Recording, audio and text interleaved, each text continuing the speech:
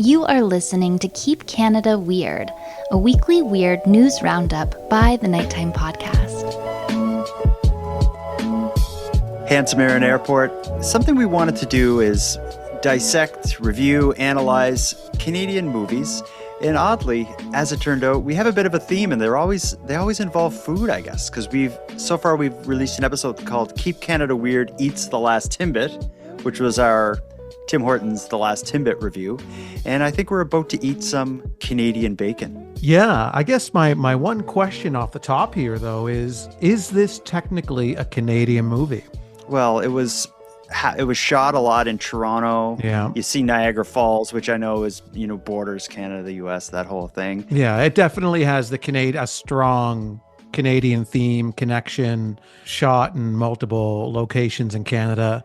Stars John Candy, and Dan Aykroyd has an uncredited cameo in it. He has a cameo, yeah, uncredited. The RCMP are all through it, and all just like Canadian tropes and stereotypes are like plot devices and plot elements throughout this whole movie. Yes, it is a Canadian movie, and it is a flop. Well, I think technically it's not Canadian, because I think it's, in terms of who produced it and all of that. I wouldn't say that it would fall under technically a Canadian movie, but I think it's close enough for us to sink our teeth into it. Let's talk about some high-level aspects of this film. It was released in September of 1995. Although it was filmed like 2 years earlier, it was filmed in 93, and it went through a bit of like developmental hell. Like after it was filmed, there was some, ownership of companies moved around a few times. And by the time it was released, it ended up only getting a limited release, and largely it was a straight to video. Like most people who would have seen Canadian Bacon would have seen it straight to video. Mm-hmm. Interesting note, it was directed by Michael Moore, his only narrative style film. And Michael Moore is famous for a variety of documentary films. You want to name a few? Because I know you know them. Oh, well, obviously Bowling for Columbine is probably his biggest. Yeah, and that was awesome. Yeah, Roger and Me. He did Roger and Me, right? Is that correct? Yeah. Yeah, that's right. He did Fahrenheit 9/11. Mm-hmm. Fahrenheit 9/11. So he didn't just direct it. He wrote it as well. He's the complete creative force behind this film. Okay. And I think that shines through. Oh, yeah, 100%. Yeah. I have a lot of negative to say about Michael Moore's role in this film. Okay, I have a lot of positive to say. This could be interesting then. This is going to be very interesting. Okay. As I was watching it, like Michael Moore in Fahrenheit 9/11 and Bowling for Columbine and Sicko is another big documentary he did. It's like his style of humor is this kind of like highbrow humor, but it's also like lowbrow, like a dad joke, sort of. It's like kind of like social commentary told in like a dad joke style. Actually, there's a review of this movie I'll read to you here. It's just very short, but I think this nails it. After generating solid laughs during its first hour, Canadian Bacon falls apart in its third act. The film was perceived as too lowbrow for the highbrow and too highbrow for the lowbrows. Do you think that's right? I disagree with this, because I think it falls apart way earlier than than what this reviewer is indicating. Okay. Here's my issue with Michael Moore's humor pertaining to this exact film. Okay. So in his documentaries, Michael Moore's humor comes in and out. So there's times where, and I think all of his documentaries are covering very serious issues. Mm-hmm. And then there are times where his documentaries will have a little fun with the topic, will, sprinkle some humor here and there. And so I think his style of humor in small doses works really well in the realm of documentaries. In a purely, full-length feature film that is from start to finish Michael Moore's humor, I think that's where this film falls apart completely. Because there's a few times, like, earlier in the film where I was like, oh, that was pretty funny, or that was a good line. But for the most part, I was just rolling my eyes through this film, where I was like, I can't take any more Michael Moore jokes. A lot of comedies will get like punch-up writers in or something, where they'll come in and they'll take something you wrote and they'll add a little sprinkle to it. They'll make it a little funnier. They'll suggest some things. My God, this film needed some It needed rewrites in it. terms of the comedy. Oh my Yeah, God. I get that. There was a few moments where I did chuckle or laugh out loud, and that doesn't always happen with me. I'm not a fan of comedy specifically, but this had its moments. We'll get to the plot. Let's get through a few more of the overarching or some high. Let's get through a bit more high level stuff. We have to mention the movie stars John Candy, huge famous actor. This is his last movie ever released, which is pretty sad. Did this though come out after what was it, Wagons East? I think Wagons that he East. did. That was the last. That was the film that he died in the middle of making. Was Wagons East? What happened is he filmed this movie in 93, this movie being Canadian Bacon. Shortly after, he filmed Wagons East.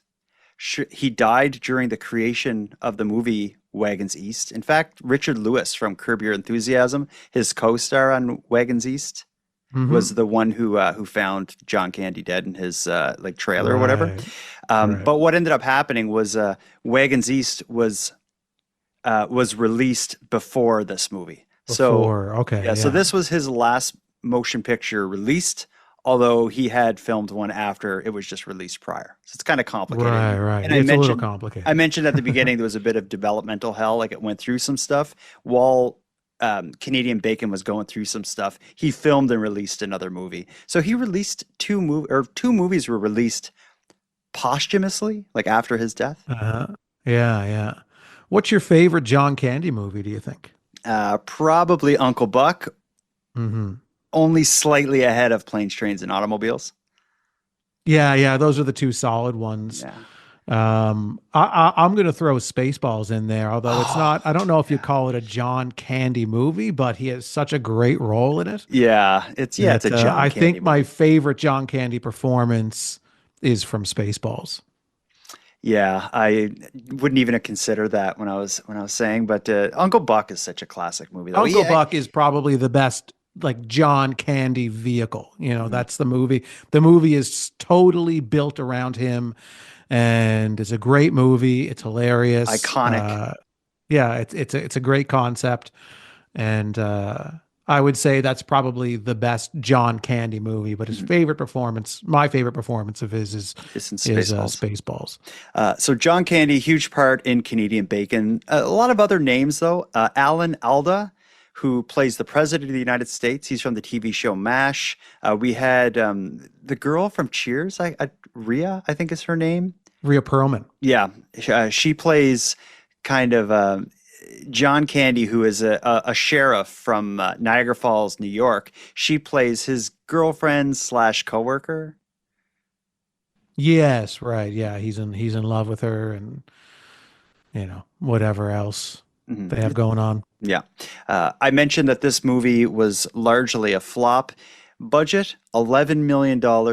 Didn't even bring in 200,000. I want to talk about the budget for a second here. Okay.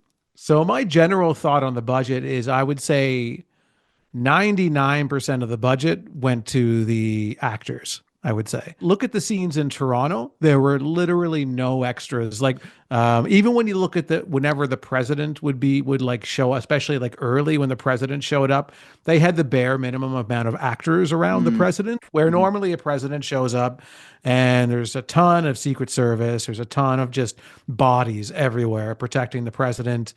And there was maybe four people with him, and he's just casually strolling into the Hmm. building. Yeah, and they're like the other main.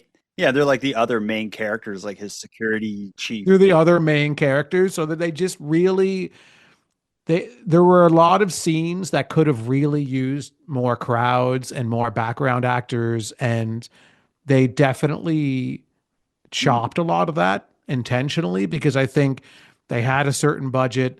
They had a great cast. Like they had some big names in this movie. So to me, it seems like they blew the budget on the performers.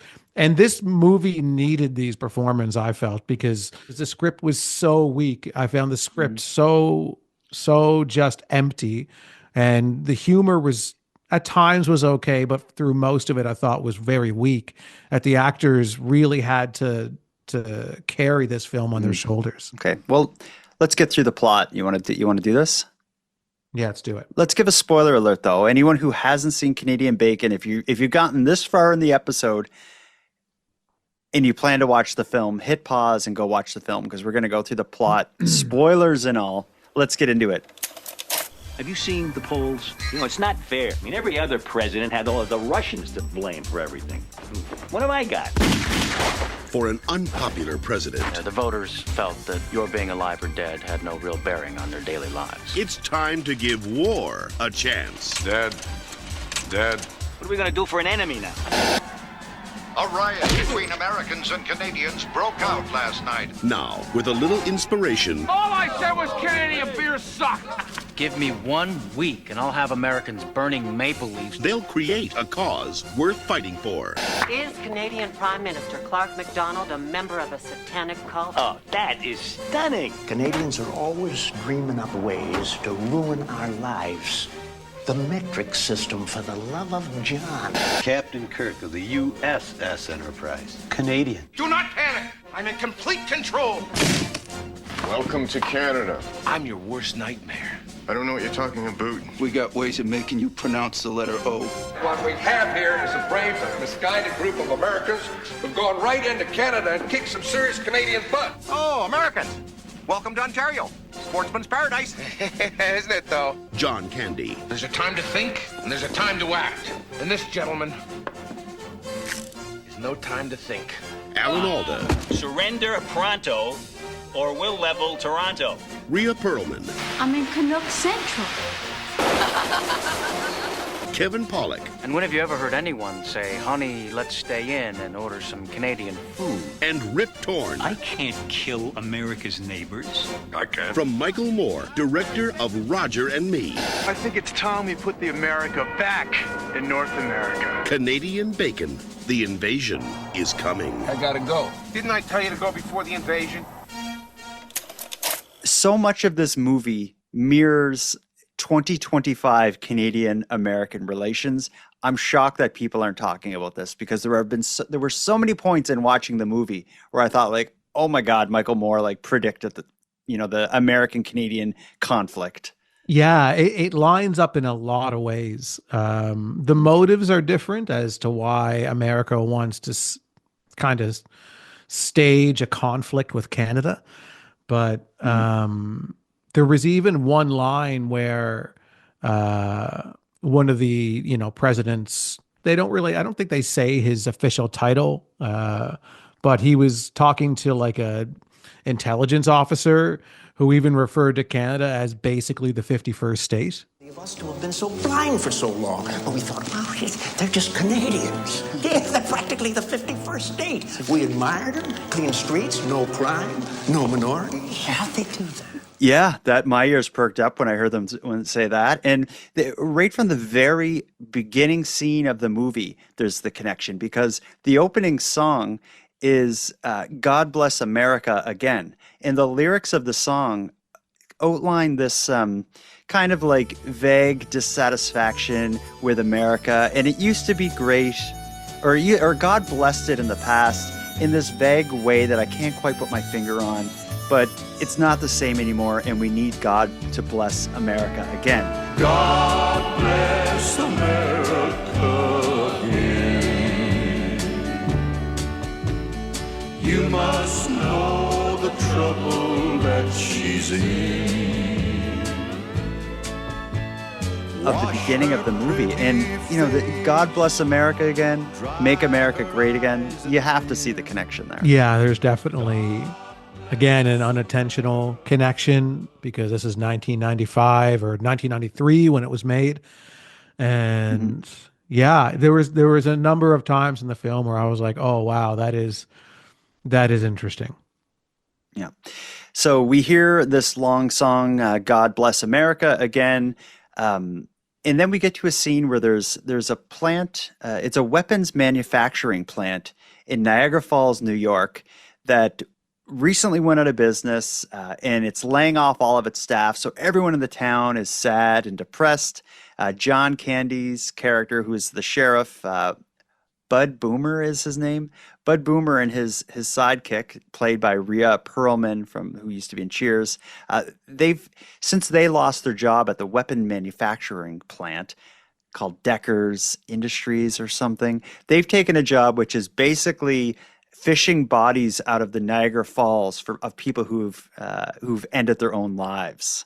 Is where the movie starts. So it's a little dark. I didn't find those scenes very funny. I didn't laugh. I was kind of like, this is a weird way to start it. No, it was kind of funny when they said people would get $25 for preventing them from jumping, but $50 for retrieving their bodies at the bottom. Meanwhile, in other news, due to the record number of laid-off workers jumping to their death in Niagara Falls, the city council has just approved an incentive program. Sheriff's deputies who actually managed to talk someone out of jumping will be getting $25. If they have to go and retrieve the body, they'll be getting $50. Jump! Jump! Jump! But that all ends pretty quick because they have to go to what starts as almost a yard sale where they're selling off the ammunition and the weapons from the plant that recently shut down. First, it's like an auction and everyone's buying the machine guns and the bazookas and all this stuff. So next, what do I hear for this beautiful wire-guided, uranium-tipped, fire and forget thing? And what do you want to say in that? Who's $1,000 start? $1,500 then. At $500, anyone? But then the owner of the business, Mr. Decker, comes and takes over, and he takes over the microphone, and he explains to all the workers who recently lost their jobs that it is not his fault that he had to shut the plant down. It is the fault of the government because the government isn't investing in defense and war, and as a result of that, everybody had to lose their jobs. We didn't know who to mistrust, but we had to defend ourselves. And you had good jobs to put meat on the table. But today we find ourselves being destroyed, not by the Reds, but by a bunch of short-sighted, bleeding heart, penny-pinching Washington wimps. And from there comes the president. The president makes an appearance, I guess, to support everyone who lost their jobs. We kind of get like all the main characters just thrown into this scene. Yeah, yeah, and it is the biggest scene in the movie, probably. There's the most people. There's the most people, and there's the most kind of activity going on, because so many of the scenes are shot very much kind of in one little small place with only a handful of characters. There's not a lot of scenes where there's a lot of people at the same time. Yeah. Well, they're all there. The president gives his little speech and telling everyone, you know, how great peace is versus wartime. But what ends up happening is somebody accidentally launches a missile from a bazooka looking thing or a RPG kind of gun, launches it towards the president, and John Candy's character, Sheriff Boomer, dives and saves the president from getting what a lot of people thought was an assassination attempt. The answer, my friend.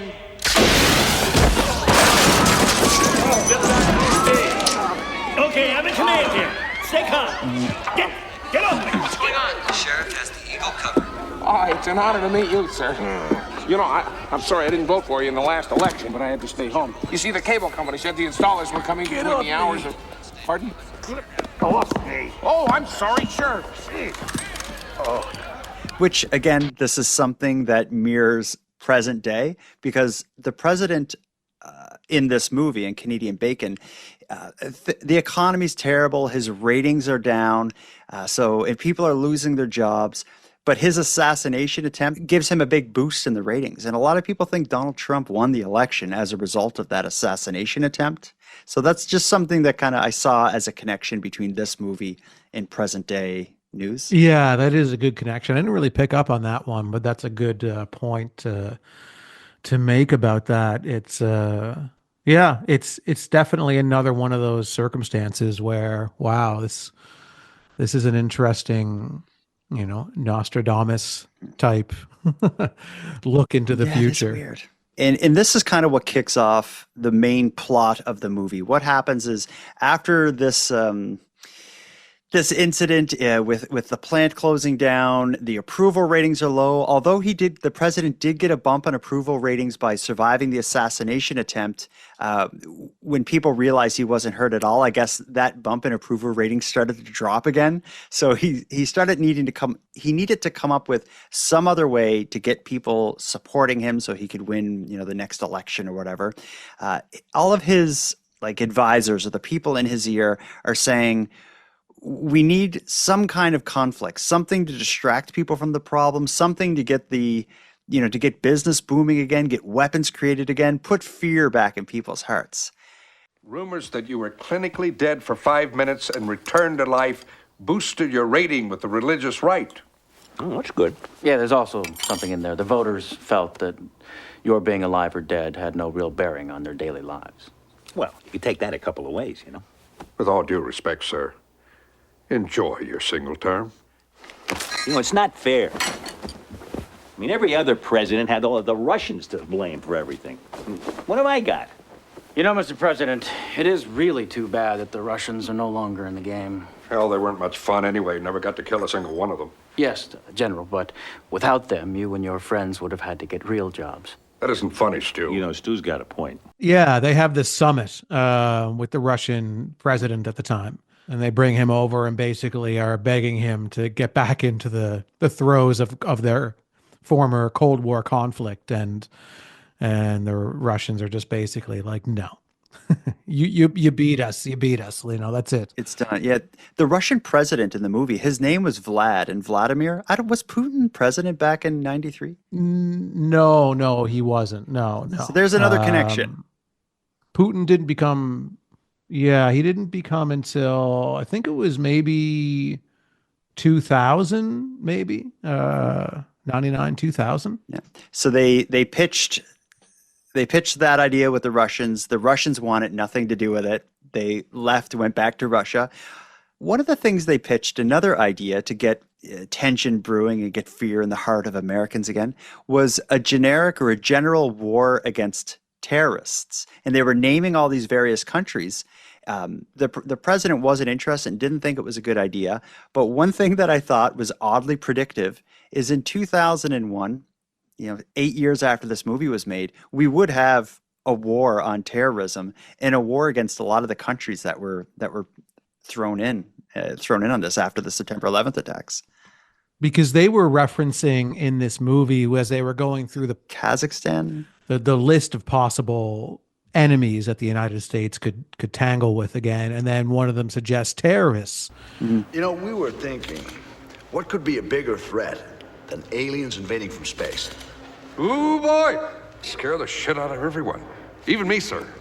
Jesus, is this the best you could come up with? What about, international terrorism? Well, sir, we're not going to reopen missile factories just to fight some creeps running around in exploding rental cars, are we, sir? What's a blown up rental car going to do to fear, to put fear in the hearts of Americans, right? Because they're specifically referring to the first attempt on the World Trade Center. Yeah. When the terrorists drove the vans filled with explosives into the parking garages of the World Trade Center. Mm-hmm. And they were trying to take the buildings down, which they weren't successful in. Mm-hmm. And so they were specifically referring to that, and they were just kind of brushing the terrorists off as this like, no one's going to be afraid of them. We need a better idea. And I thought that was interesting. Yeah, I did too. They went through a list of ideas. Nothing would work. The president was upset that his advisors weren't able to come up with a realistic target. And he said, we've gone through everybody. There's no one. What are we going to do? Go to war with Canada? And that's what gets people thinking. Crazy enough to work is kind of the idea.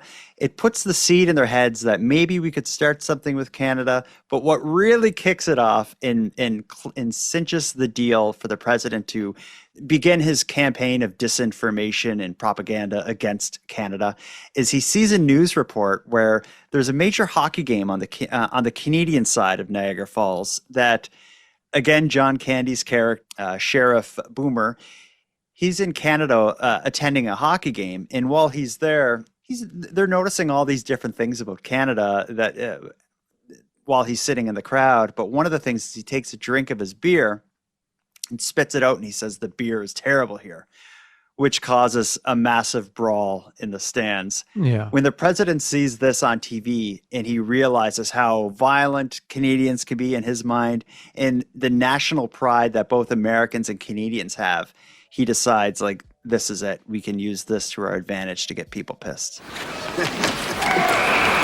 These Canadians ain't got a care in the world. Yeah, I'll tell you another thing. Their beer sucks.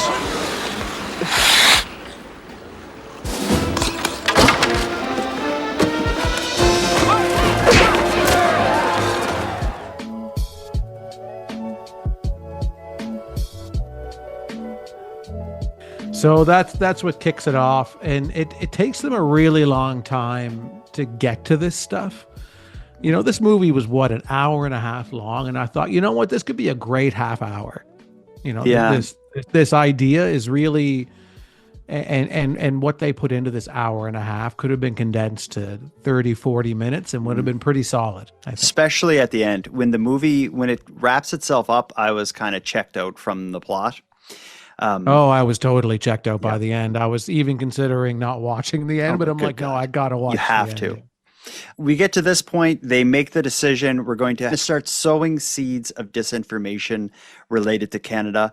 And that's just what they do. The president and the media are in on this campaign to talk about how Canada is dangerous, Canada's unfair. It's this they're growing in size and becoming more and more powerful, and we have to do something about it.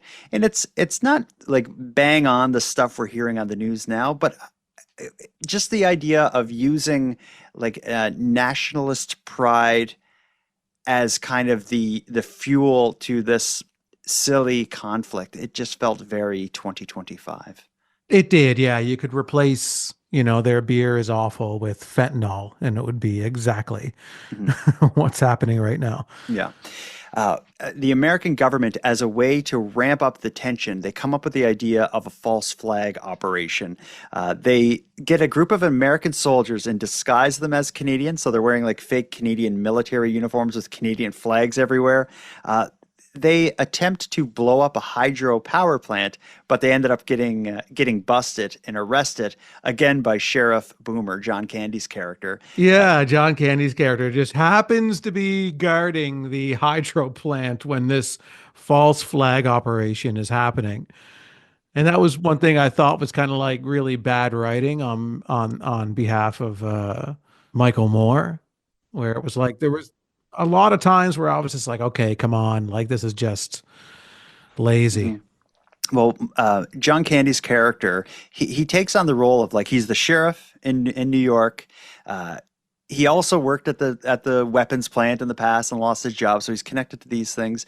But he then goes to form this sort of like underground group to protect America. So it's almost like a militia sort of thing, which it's just like him and like his three friends or whatever. And they I guess they took it upon themselves to protect the hydro plant for some reason, puts them there. But they also take it upon themselves to cross the border at night to go into Canada and cause some problems. What they decide to do is go across and litter all over the place, because so much of the jokes are based on Canada being like very kind and the crime being very low here. So they only have to go over to Canada and spread a bunch of garbage around some park, and they think that will be enough to, I guess, upset the Canadians and maybe get the Canadians to call off whatever fake news the Americans are believing the Canadians are up to. Yeah, it was there were so many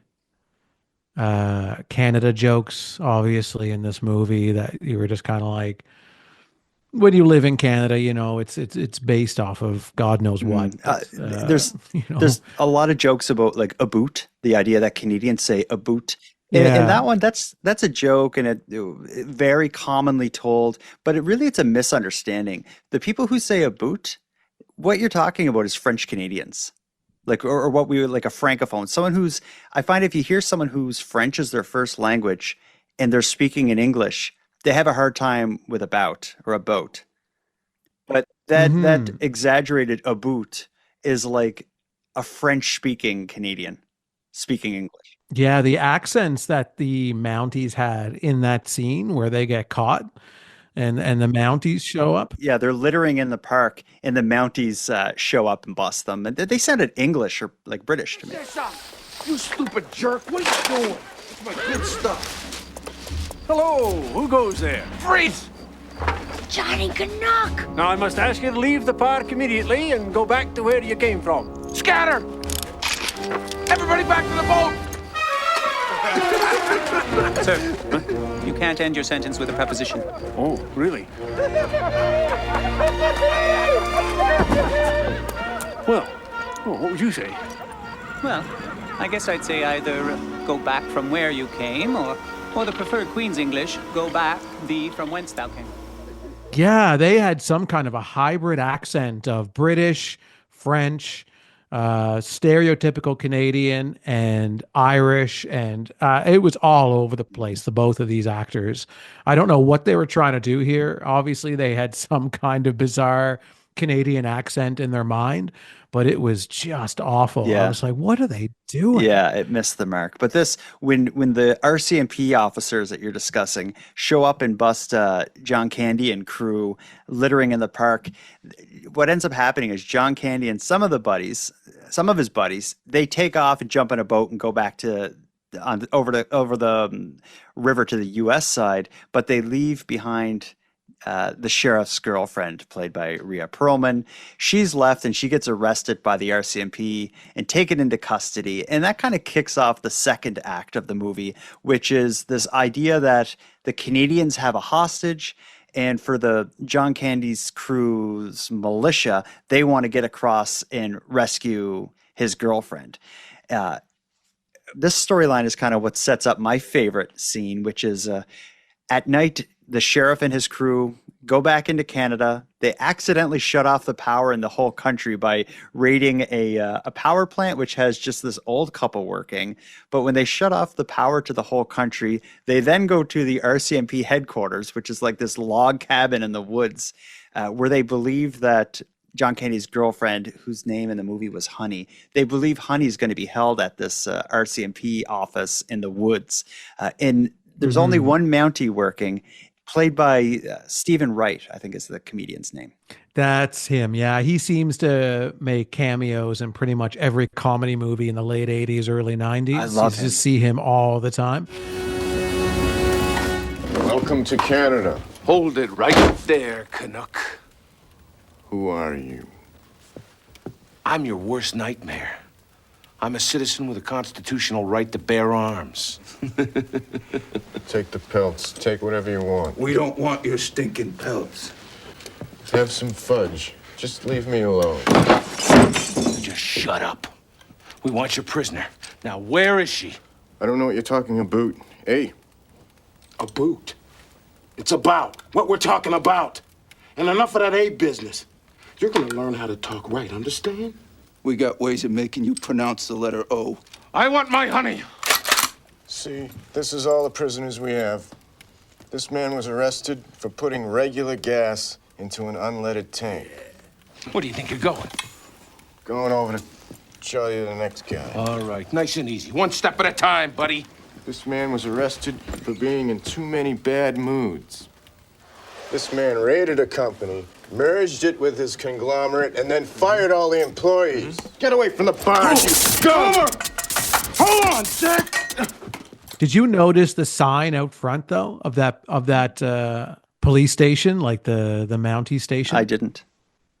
So the sign read Royal Mounted Canadian Police. Oh, I wonder if because Royal Canadian Mounted Police may have a trademark or something, maybe they could. That's what I was wondering too. I'm like, there has to be a very specific reason as to why it said Royal Mounted Canadian Police and not, the way it should be.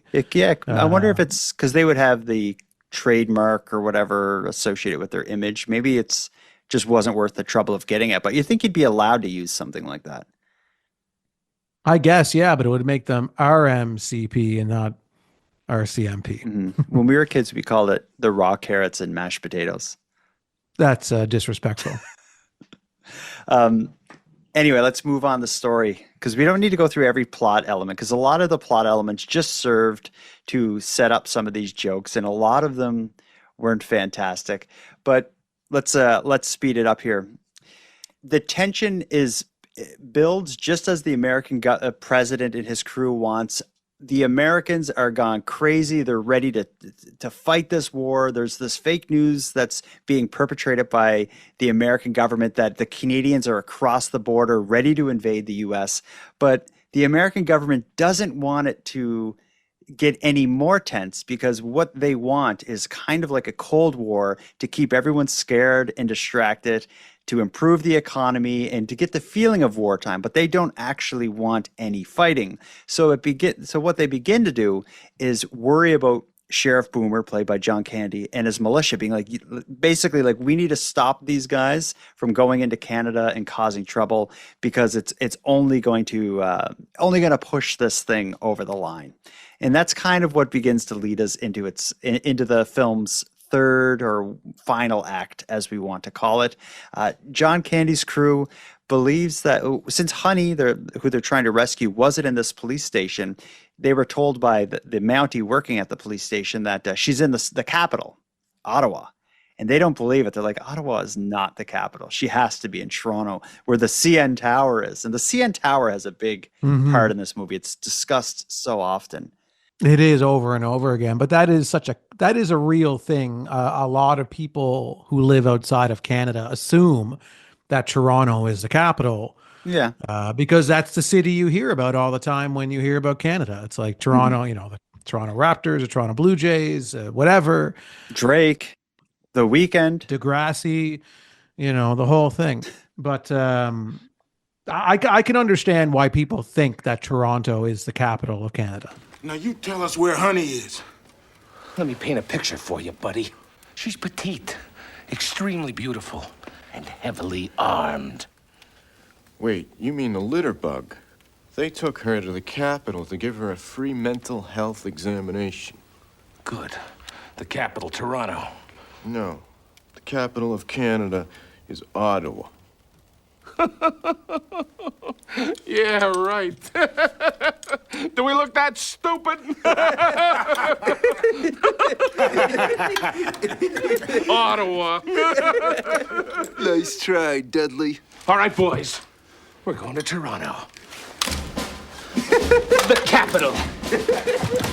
I go to Toronto often. When I do, if I'm ever making like videos and stuff, I often say like, I'm here in our nation's capital, Toronto.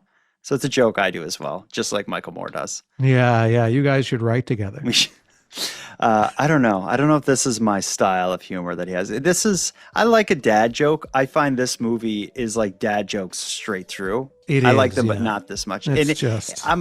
I'm more like, I prefer like kind of absurd and off the wall kind of humor. He doesn't really have that going on in this movie much. It's pretty much just pretty dry dad joke.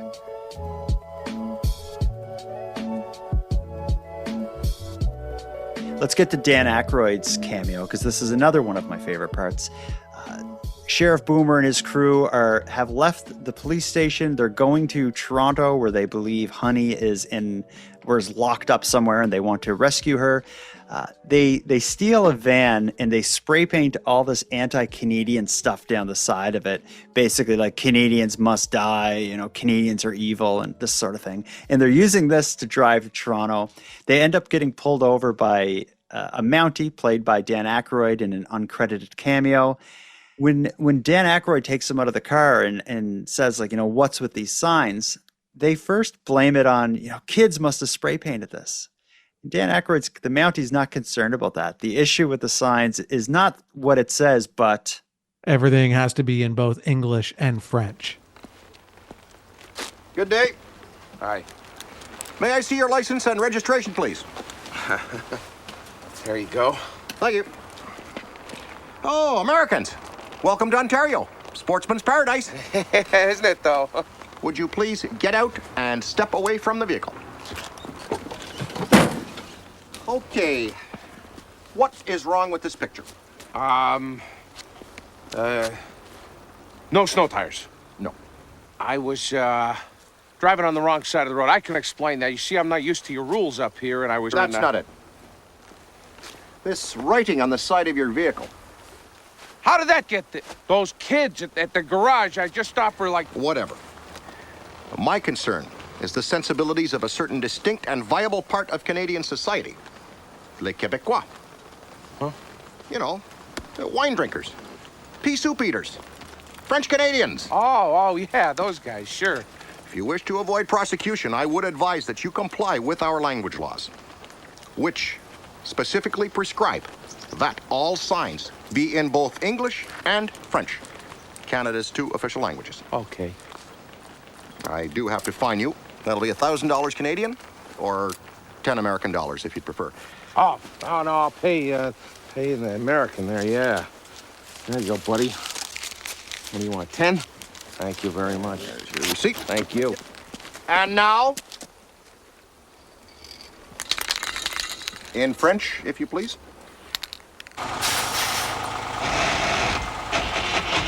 They have to then spray paint French versions of the slogans on the side of the truck. So that's something we take for granted, the whole like English and French on everything together. I see it so often, I'm used to it, but every so often, actually specifically when I was in the US not too long ago, to just see just English on a product is kind of like, oh wow. It's one of the big complaints about companies who sell their, American companies who sell their products in Canada. It's expensive because of the packaging has to be done in English and in French. So it's kind of a hassle for them. Yeah, and for people who are like collectors of stuff, a lot of people don't want the Canadian version. They'll pay extra for the American version because it's often cleaner packaging. Like if you collect like movies or something, if you look on the back of the box, let's say for a Blu-ray or whatever, on the Canadian one, the text has to be smaller because they need to fit like the summary of the movie in English, then underneath it the summary of the movie in French. Where if you had the American one, maybe there's more pictures or the text is bigger because it's just English. But I see the value of having a bilingual country, so I'm not complaining about that. No, we're not complaining. It's not our problem.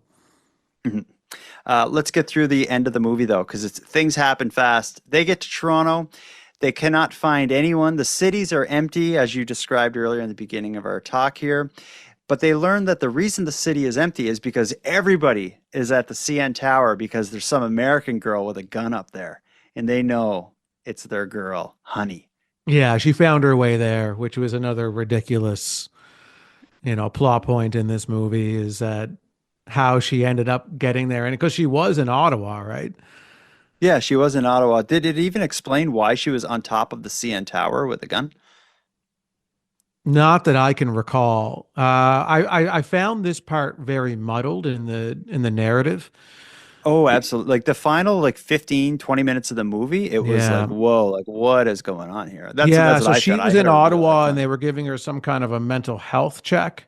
And then that's right. She ended up taking one of the uniforms of the very nice and polite mental health professionals that were looking after her and got her hands on her gun again and then just took off. Yeah, it's like, because when she was arrested, she had like a big machine gun. It was just like in a closet in the room where she was sent for a mental health assessment. But I can't remember how she knew to get to the CN Tower, and that's where the nukes were being controlled from. Yeah, and we didn't get into that because this came out of nowhere. Is all of a sudden when they were worried about the war ramping up and whatnot, the president and his advisors learned that this nuclear weapons system that was owned by the company that went out of business that we heard about at the beginning of the movie, for some reason, the nuclear weapons were all activated and armed, and there was like a countdown for them to launch, and they were all aimed at Russia, which the Americans really didn't want those to go off because it would, kick off an actual war that they didn't want to happen. So they were trying to figure out like who armed these weapons, how do we stop it? And it turned out that the guy who owned the weapons plant that went out of business or that had to close down, he had them like set up to activate as a way, I think, to get back at the president and the Americans. There was some software that he had access to, some military software that allowed him to be able to access launching nuclear weapons. Yeah, it was kind of really vague and it was really tacked on, and they were trying to add some tension to the end. So it seemed like that they were trying to shove this final plot point in to try and make the ending have more stakes involved to it. Yeah. It really just muddled everything down and made things a bit confusing, and it was a moved scramble really in the end. fast. It was a real scramble. Yeah.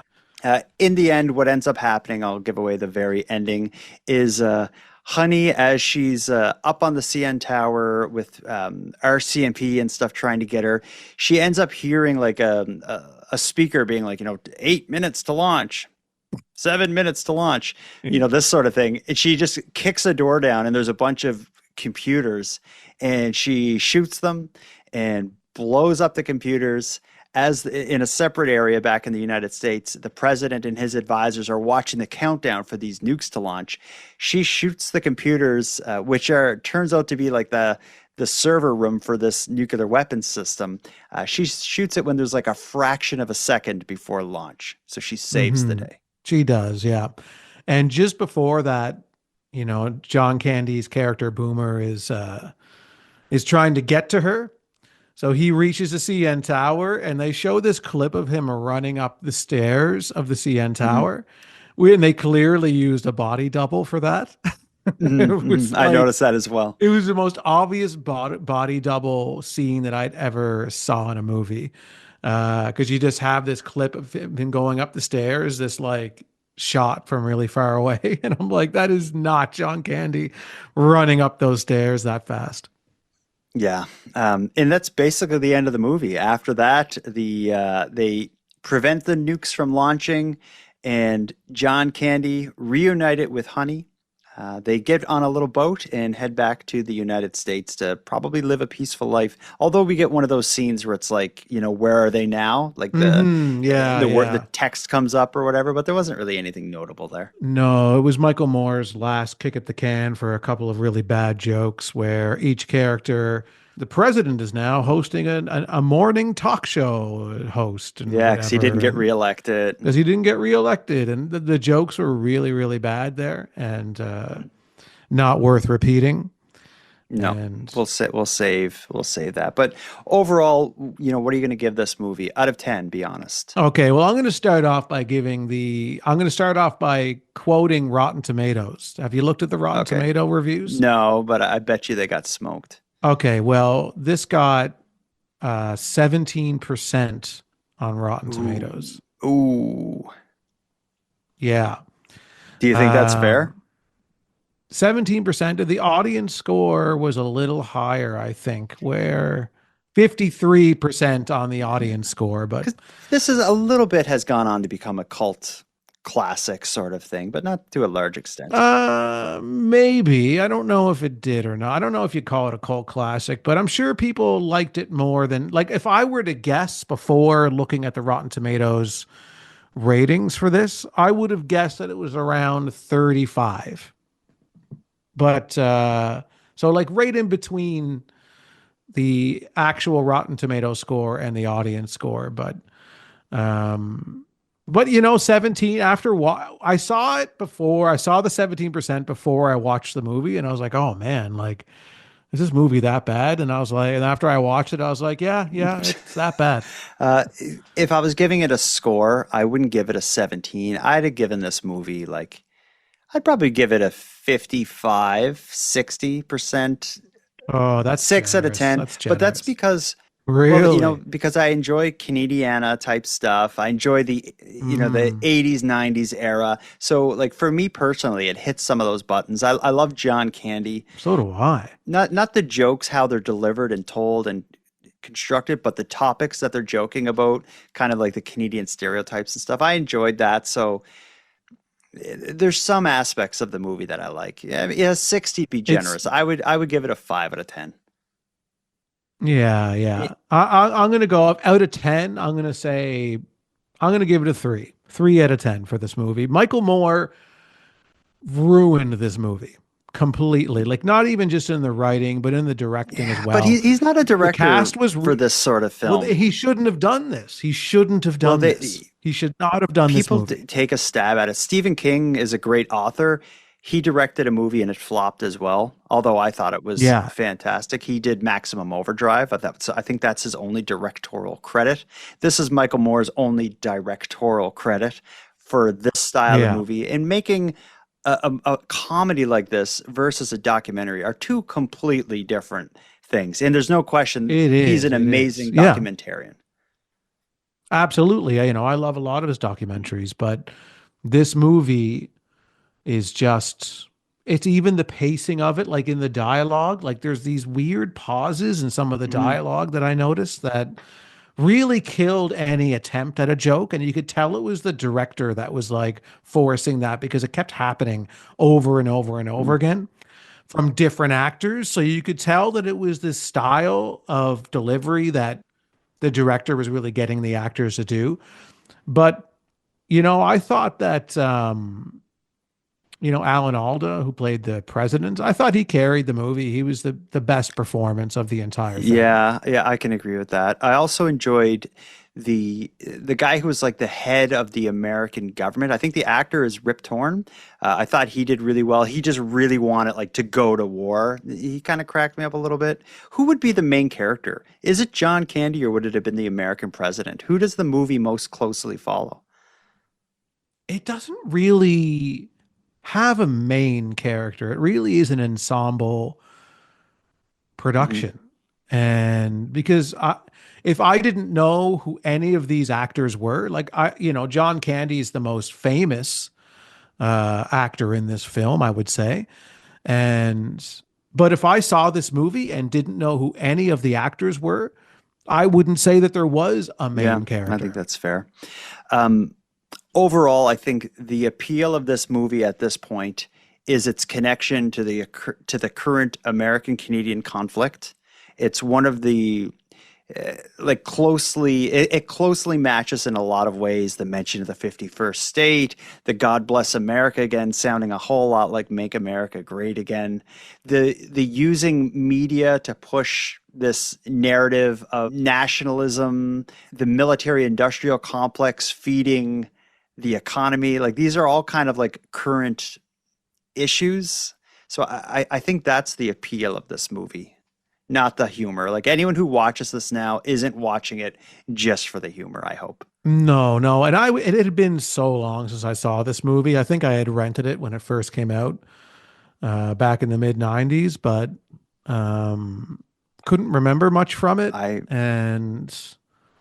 I was really expecting a lot more from it. And that's not a pun considering it was Michael Moore who did this movie.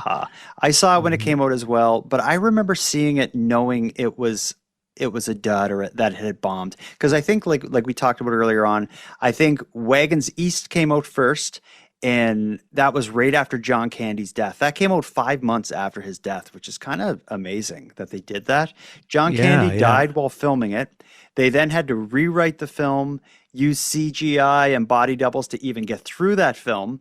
They re-released it, and it bombed like beyond belief. So when that came out, that was such a flop that when this came out after it, I think a lot of people were expecting it to suck, and it did horribly. I'm sure a part of the reason why it went through a bit of the developmental hell and was delayed release was because of how bad Wagons East went. And it's kind of a sad end to John Candy's career, to just, back-to-back duds. Yeah, it is. It's an unfortunate set of circumstances for a great Canadian comedic actor who had a lot of great performances over his career and a lot of great credits. But hell yeah. You know what also kind of mirrors Chris Farley. Chris Farley was not Canadian, but a huge American actor who he died, and the end of his career was like one or two like flops as well. And I think one of, John Candy's last film he filmed, that Wagons East, that was like a country western kind of movie. And I think Chris Farley's last movie was also like a western. yeah, I do remember there was some Western movie that he did. He did the was it Ninja called, one, though? which was called Beverly Hills Ninja. And Yeah. then his final movie was Almost Heroes. I think Matthew Perry's his co-star, who also passed away recently. But I remember, I was a huge Chris Farley fan, and I remember when Almost Heroes, which was his final movie, that Western, when that came out, it was like so awful. And I thought, like, I what never crappy saw it. video. I did not see Well, it. don't I'm watch only, it to honor his memory. Let's review it right now. No. I cherish his memory. No. Just like with John Candy, this isn't a good way for him to go out. No. We should have did Uncle Buck. But it's not a Canadian movie. Yeah, who cares? Either is this one. Yeah, good enough. Maybe Uncle Buck, but I think there's a lot of great Canadian movies to revisit. If Keep Canada Weird is going to focus on Canadian movies, let's raise it for let's raise the bar for the next one. Do we do just bad movie reviews? We did the friggin' Tim Hortons musical. Now this. Yeah, well, this is this seems to be what we're doing, but I don't think that's our specific idea is to do bad Canadian movies. We're just doing Canadian movies, and maybe Canadian movies aren't very good. Isn't that a reputation? We do have a reputation for horrible TV and movies. So maybe not all, let's say as two proud Canadians, not all of our movies and television shows are bad. We have some very, very good ones that are very well received and very popular around the world. Some of the best. Brain Candy is amazing, but one of my favorite comedies of all time is The Wrong Guy. Oh, The Wrong Guy, yeah, with Dave Foley. A lot of people don't know that one. I don't know if I'll ever do that because it's so fringe. I don't even know where you can see it now. I don't know. It'd be hard to find, but I'd love to watch it again. I saw it when it first came out and loved it. The Bare Naked Ladies make a cameo in that movie. Yes, that's right. They do. If anyone hasn't seen that, watch The Wrong Guy instead of Canadian Bacon. Yeah, watch The Wrong Guy and then listen to our Canadian Bacon review. That's the order.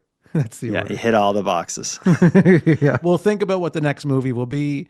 And if there are any suggestions from any listeners, you know damn well where you can go. It's nighttimepodcast.com/contact and give us a Canadian movie suggestion that you might want to listen to us review.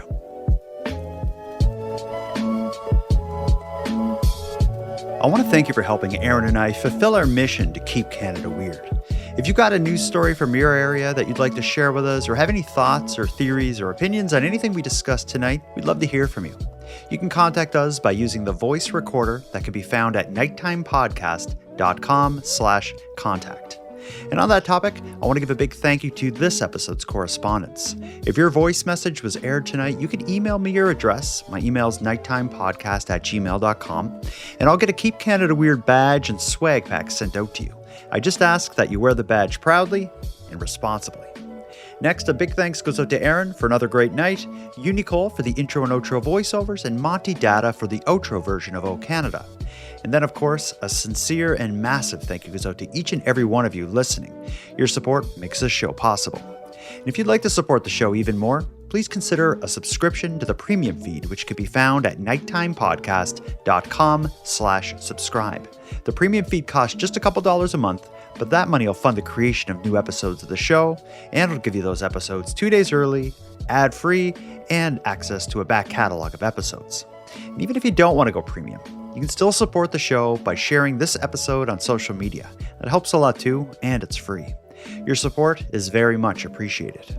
So with all that said, until next time, take care of each other, hug your loved ones tight, and together, let's keep Canada weird.